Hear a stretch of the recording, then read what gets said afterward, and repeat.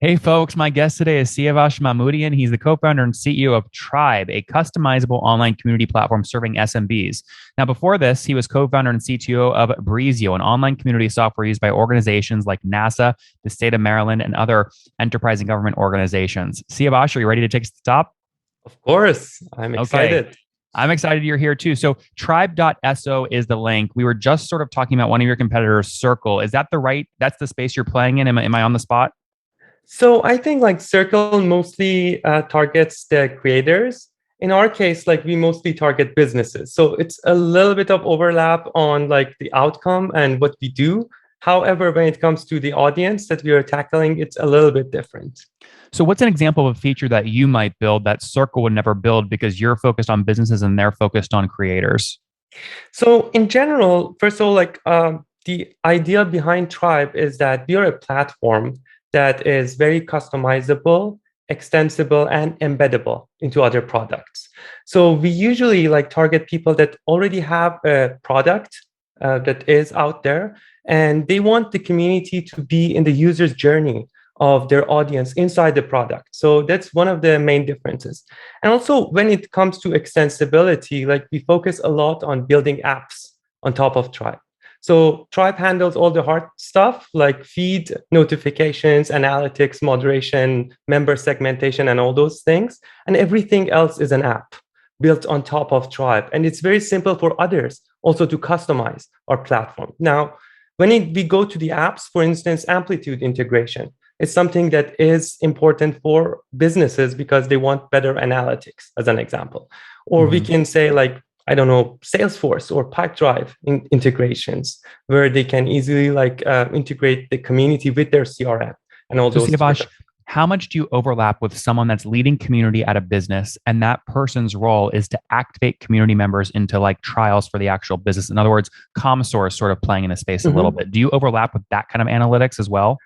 So again, because we are a platform, the good thing about it is that somebody else can come and build an app on top of Tribe and say, like, I want to integrate like your audience on Slack or Twitter and bring it to this community platform. So we Mhm. see like products like that as like some sort of like feature that can be added to Tribe. Again, the idea is like we should be very customizable and we want to the same way that, for instance, in iOS, there is a weather app but a third party person can build a better app on top of iOS. That's the exact same thing that we see it. So we build all these integrations. So we have like Q&A or events and all those sort of things, but somebody else can build actually a better one if they want on top of our Understood. platform. Well, look, one of our heroes is Nathan Barry. Again, we love bootstrappers, and we know that Haley Chamberlain, who leads Content Community ConvertKit, is a big fan of Tribe. So I'm excited to learn more here. Help us understand pricing. What's the average company paying you to use the technology per month? Yeah, so we have like three different plans as we speak, other than the free. So first of all, everyone can start with free, up to 100 members. You can do whatever you want, basically. And then after that, we have the plus plan, which is more focused on smaller businesses or maybe individuals who have like some sort of course and those sort of things. So creators can actually kind of land in that plan as well. Then we have the premium plan where it starts from like it's around like 200 $190 per month. So in that plan usually it's for businesses that want single sign-on and more How many integration with the members can they product. have? They can have like on the plus they can have up to 10,000 and on premium they can have up to 100,000. And Got if it. you So are it's bigger than 200 that, bucks, $200 a month for that. yeah. I see. That feels really cheap. If I'm running a community with 100,000 people in it, I'm like IBM and I should be paying you like 200 grand a year, not 2 grand a month or Well, 200 a if month. you're an IBM, you will need some of the apps that we have. For instance, you need like actually IBM is a customer, so we have like 5 or 6 deals with them, and in those cases, usually you want like SAML integration and higher like security levels. So the the pricing is not only limited by number of members, it's also the use case. So there are some apps that are available on like different plans that you can actually utilize those. Got it. So as you another upsell based example, off number of members and also application access. And so with those kind of upsells, Siavash, what's the largest customer paying you today? What's like your highest ACV? Is it like 100 grand, 200 grand? Yeah, it's around like more than 100 grand is the Wow. highest ICV. Yeah. Okay, really interesting. Give us the backstory here. When did you launch the company? Yeah, so we launched Tribe actually 3 years ago. The story actually starts, I mean, I'm a technical CEO at Tribe. Started programming when I was like 9 or 10. How old are you today? Right now, I'm like 33. Okay. So yeah, I built actually a dating app. I'm originally Iranian. I built a dating app back in my home country. It was used by 400,000 people. And I was. So that means you're married. Did the dating app work on you, or are you still single? Well, I didn't find my spouse. You didn't find true love, huh? Through that, but actually, I found like two of my co-founders through the next app that I built. But the funny thing is that I was underage to use my own app. I was like 17 and then I needed to be 18 for the dating app. Then I built like this Yahoo Messenger where it connected like experts through Yahoo Messenger together. It was a chatbot. And I found actually my co-founders through that. So I know them like from a long time ago. But so basically. What year did you officially launch Tribe though? 2018? So we launched Tribe at the end of 2018. And then the idea was, So the story behind it was that I immigrated to the States like around 10 years ago, or a little bit more than that. And one of the companies that I founded there was Breezio, as you've mentioned, and the initial customers were like larger organizations. At some point, it became like a custom shop for these large organizations, because when NASA comes in and says we want this little button somewhere, it's really hard to tell them. So it was more like an agency then. It's still a startup. It's still active, actually, and but it's not as easy to change it for the need. So the thing is that every single community is unique, and we talk about that a lot. You can be similar to classroom and a church and a meetup where you need different venues and different setup for it. Communities is exactly like that. Online communities is like that as well. So you need different environments. And what I learned at Breezio was if we want to tackle this market, we must be a platform. So it is customizable. So people can actually customize it to their needs if they want. And the other thing was it should be embeddable, because you have already a product. You don't want, for instance, to have this community platform and then your product to be separate things. You want it to be inside that. So that's the reason that we built actually Tribe around 3 years ago with my two co-founders, basically. Got it. And now when you launched, did you guys split equity equally or no? Split what equally? Equity. Oh, equity. So when we launched, of course, it's the equity with my co-founders, you mean? So 33%. So it's almost that. It's okay. Well, you have 10% on the ESOP for your employees, of course. And then, yes, the equity is almost split similarly. I see. And so your ESOP pool is 10%. Now, have you guys bootstrapped or did you raise capital? So initially we bootstrapped.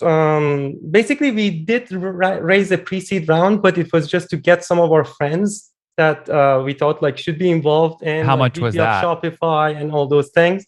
So the pre-seed round was insignificant, was very small in general, and it was a convertible note. But what's small though? I mean, are we talking 100,000 or 500,000 or what? Yeah, some 100,000, something like that. Okay. Yeah. But then, we faked a lot of things on the first version of Tribe. Now we built the new version. So in the first version of Tribe, we basically had an app store. Excuse me. Oh, Siavash, hold on. Let's go back to your product in a second. Let me stay on the equity just for one extra minute here. Sure, so you did the 100,000 pre-seed to get things going. You're faking a lot of stuff before you rebuilt it. Now, did you do a more recent round, or is 100,000 all you've raised? No, we did another round as well. So the 100,000 round, to be honest, when we raised our pre-seed round, we already had money. We didn't need money. And when we raised our seed round last year, we had 500 grand in our bank. So we didn't use that pre-seed. Again, we didn't need money at that time. The reason was just to involve people. there. Yep. Then our seed round was led by Bessemer and CRV. It was a $7.5 million seed round, basically. And that was last year? That was last year. Yeah. I see. So 7.5 million raised. And what valuation did you guys target on that? Well, it's not public. Is it okay if we don't share it? Yeah, you don't have to share it. I just always, I don't want to promote on the show people just raising capital at all costs, because then you end up slaving for 10 years, maybe with the opportunity for upside in the future. So I am curious how you think about dilution. Yeah, of course. Actually, it's okay. Let's actually share it. So we raised, it was on a $43 million post-money valuation. 42 posts. So you guys sold what, about 20% of the company? Around 20, yeah. Yeah. And did that feel right to you at the time? Yes, I think it felt right. And the reasoning behind it was, again, we faked lots of stuff. Now we wanted to build I love that you admit that, by the way. I love that you admit that you faked a bunch of stuff. I think that's great. Of course, like we had like App Store, and the app stores technically were like feature flags where you can enable and disable apps. Like it's basically a wait list. Like, do you want the intercom app? And if your wait list got big enough, then you actually build the intercom. Like, actually, we had 50 apps on the first version, and interestingly, 33% of it was built by our community. Like, actually, our community translated the first version of Tribe into 33 different languages. Why can't I see that? Well, I can't see those apps. When I go to your apps page right now, I see Google Analytics, question and answer, discussion. Because now it's the new version. So we launched our new version a few months ago, but on the first version, like we had like 50 apps basically. I see. Yeah. Okay. So you've eliminated it. You eliminated a bunch of them then. So we rewrote the whole thing from get-go because we wanted to become a platform-first company. Now, I usually don't do that, just like rebuilding the whole thing. You usually like take things out and then replace them one by one. But the idea was like the first version was to just get to promise market fit. Building something that everyone actually loves to use. And we got that. Like many people want actually a platform that is customizable, extensible, and like being embeddable. Siavash, right? can you quantify that? How many customers are you working with today? Yeah, of course. Like we have around like 100,000 communities built on Tribe so far. And every single day we have around like 200, 300 new communities being built on Tribe. Those are free signups, which is great though. How many are paying? So we have around like 1,000 paying customers right now as we speak. That's not horrible. I mean, that's a 1% conversion rate from freemium to paid. That's not bad. Yeah, and to be honest, like it will be way bigger than this in the future. Again, we faked a lot of stuff. Right now, the product that we have out, it has all the infrastructure and everything to build apps on it. Now it's the time to just customize it, release like new themes, like making sure we can actually build presets similar to Notion and Miro, so people actually can start their community very simply. And Siavash, can I do the math there? 1,000 communities paying $200 per month would mean you guys are doing about $200,000 per month in revenue right now. Kind of, yeah. It's very close. Yeah. And where were you? If you're around there today, where were you exactly a year ago? Do you remember? A year ago, I think we were at like 800K, like I think like 700K, 800K in ARR. Got it. So maybe $60,000 per month. So you've more than 3x year over year. Yeah, I mean, hopefully next year we'll 5x. Yeah, that's incredible. And now take me back one more year into 2019. Do you remember what you finished 2019 with revenue-wise? I think like we were like very small, like the almost insignificant thing. So the funniest story is that when we co-founded Tribe, actually from no product, so we didn't have anything. It was just an idea. I built like the prototype in 2 weeks, and then my co-founders started selling and marketing it. And in 4 weeks after that, we had actually $1,500 in revenue, which in monthly. So 5 customers who was willing to pay us like $300 a month in like 6 weeks, and we didn't have a bank account.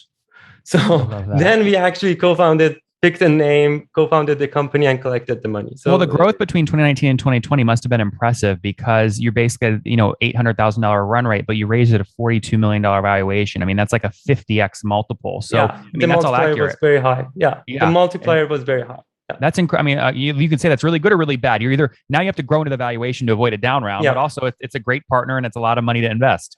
To be honest, like we wanted to raise like way less than that, but actually we had like 8 term sheets. We closed the whole round in 2 weeks. So it was a very nice story. I think I had like around 130 meetings in that 2 weeks, basically. So back-to-back 30-minute meetings. And without like COVID, I think that wasn't possible because I had to like fly around and do all those things. Yeah. So Yeah. it Are you was guys raising pretty. right now? Not right now. We have enough money. I think we want now the product market fit. So again, we had the promise market fit. We have something that when we show to anyone, they want to buy it and they want to use us and they cheer for us. But I think the product, we need to build all these apps and all those things before we get to our next round, basically. That makes sense. Talk to me a little bit more about how you've structured the team. How many full time today? So we have around like 37 people Okay. How full many time. engineers? Half of it is engineers and product. Okay. That's amazing. Okay. So call it like Yep. 15, 20 are engineers. What do the rest Yep. do? So we have like CS team and sales team. We are an inbound company in general. We don't have any outbound. And people, and believe it or not, like say 60, 70% of our reach is organic. We don't pay anything for it. What does that mean though? For, When people say organic, to me, what I hear is that people don't understand how they get it. So they just call it organic. How are you driving organic? Is it a powered by Tribe Content. button? Content. Okay. Content strategy. So you search for community platform, like we're there at the first page, mostly in most companies, countries, like number one, alternatives to Facebook group, all those things. So we rank pretty well. We spend a lot of time writing really good content. Mm-hmm. And the content are like content that I really believe in. Like I use it. So it's not just generating content, it's generating like really valuable. What about webinars? You guys are doing a lot of webinars. Yeah, we do webinars as well. We did one with Richard Millington, another one with like the next one is with Juno Bacon. So we were doing like lots of those as well. Those are very good. How many people sign up on average for the webinar? Around like 1,000. And how many actually show up? Around like 300-400. So yep. And then what do you do on the webinar with them? Well, it depends on the subject of the webinar, basically. So and also the guest. So mostly we just facilitate the guest. And the idea is like building a community is like 10% around technology. It's 90% around like building sense of belongingness and all those things, right? So we need to educate our customers as much as we can. And these webinars are for education. We don't look at them as lead generation. We look at them that we want to educate. We want to actually make sure everyone understands like what's the value of a community for a company and how. So what's the call to action at the end? The last 3 slides. Do you sell them on something? Do they book a demo? What's the call to action? Yeah, usually it's like if you need more help, like book a demo or things of that sort. We also promote our guests. If they have a book or something, they can also promote that. Interesting. Churn's critical in a SaaS company. What does your guys' churn look like today? So again, because we have a promise market fit and not a product market fit, we have like, I would say, it depends on our plan. So on enterprise, we have a plan called enterprise as well. I think we're caught off there. It's for larger organizations. For instance, like ASUS, like IBM, Pipedrive, ConvertKit, and all those sort of like customers that we have, like Tim Hortons.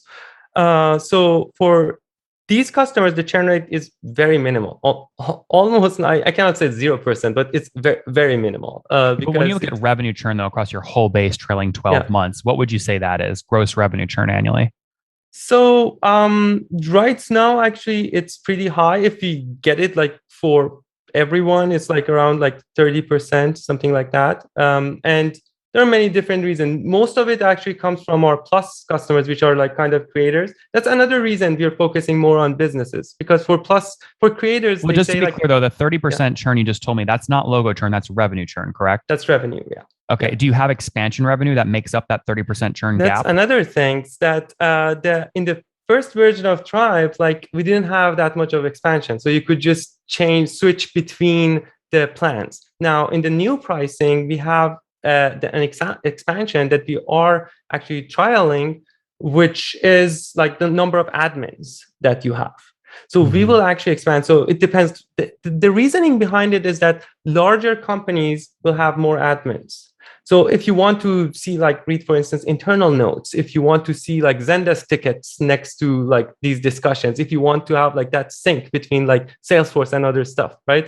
So the idea is like the people who have access to these are considered as seats, and we are going to expand based on the seat. Do you have expansion revenue yet, or is it too early? Yes, we do have expansion. Actually, many of our customers actually start with more seats than the limits that we have. So can you quantify that though? What was expansion over the past 12 months? So, I cannot give a good number to you because we just launched our new version and new pricing. So it's like 3 months of data. But right now, with the historical data that we have, the churn rate is way less on the new product. So that's a good sign. And we have. You know what net dollar retention is?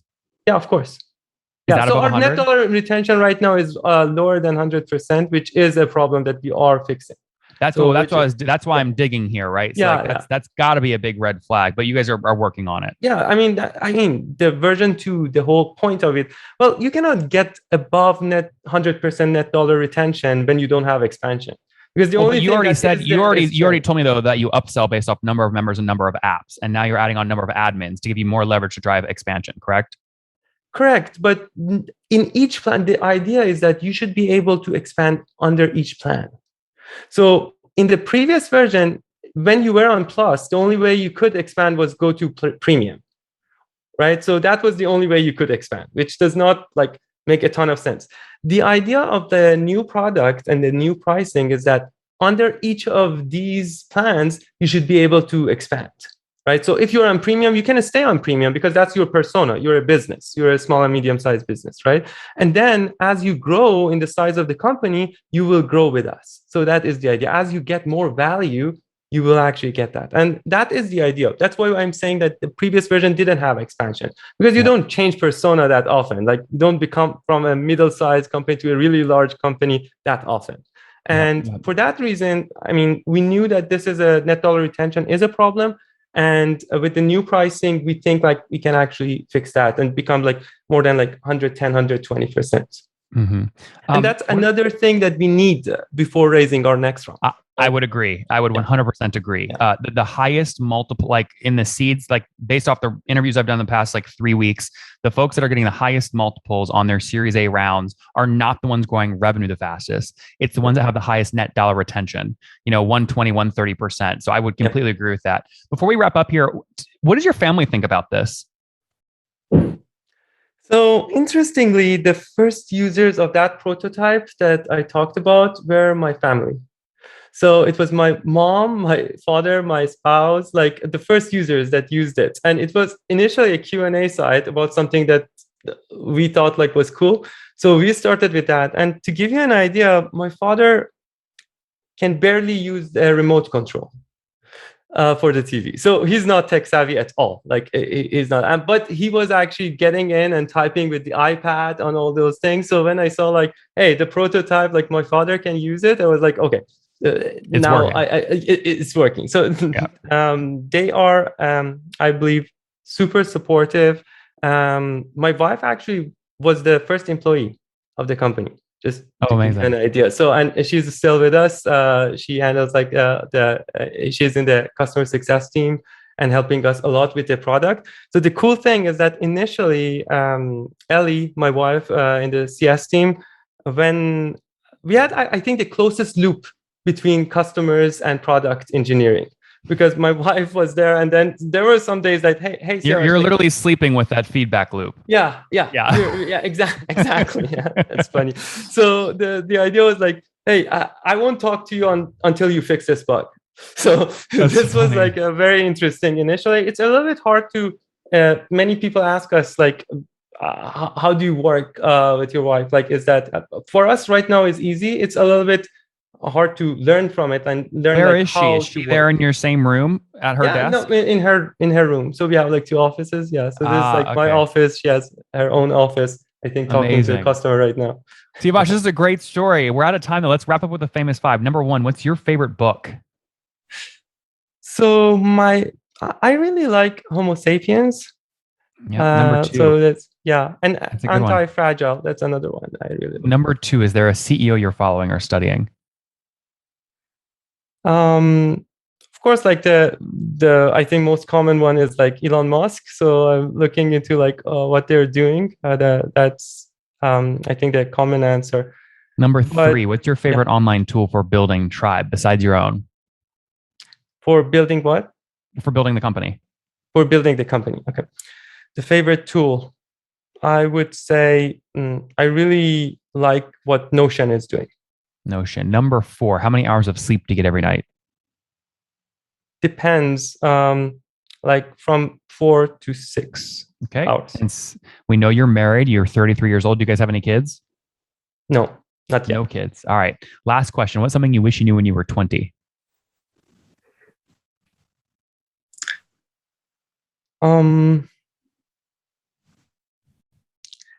I think when I was 20, let me, that's a very good question. A lot of things does not matter as much as we care for. Like that's I think like we take things really hard and really seriously, but the idea is like how can we have like the most amount of impact in this world? And if you think about that thing, like you won't get sad about anything, I think. Guys, a community management platform for businesses launched in 2018. They broke $60,000 a month in revenue exactly a year ago. Now doing over $200,000 a month in revenue. Raised $100,000 from their friends and family in 2019 before doing a $7.5 million seed at a $42 million post-money valuation in 2020. Now scaling. They got promise market fit is what they call it. Now working on product market fit, serving over 1,000 customers who pay on average $200 a month. Siavash, thank you for taking us to the top. Of course. Thank you so much for having me here.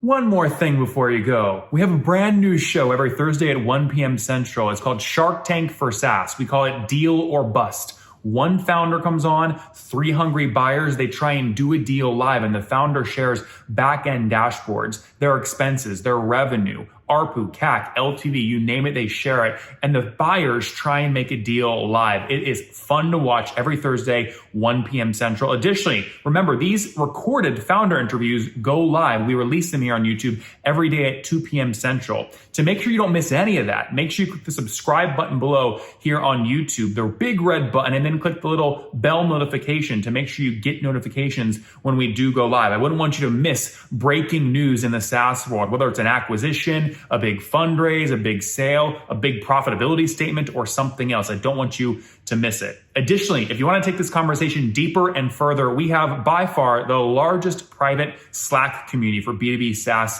founders. You want to get in there. We've probably talked about your tool if you're running a company or your firm if you're investing. You can go in there and quickly search and see what people are saying.